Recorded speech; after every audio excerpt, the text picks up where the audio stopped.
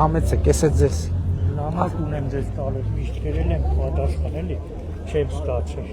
Ահա։ Ու մի հարցը էլի, դու որ հրաման տվել էի, թոշակները 10,000 դրամով բարձրացրել։ Ահա։ Ես զինվորական սպա եմ էլի, թոշակ եմ անց։ Ահա։ Ունեմ 15 տարվա ծառայական ստաժ։ Ահա։ Գնացել եմ վարչություն, նախարարացուցը։ Մեր զինվորական։ Դե ասել են քո ակլատը որ 5 ժամանակ մնացել է թոշակ։ Ցածրայել է 5000 դրամ է բարձրացել։ Ուզում եմ իմանամ արդյոք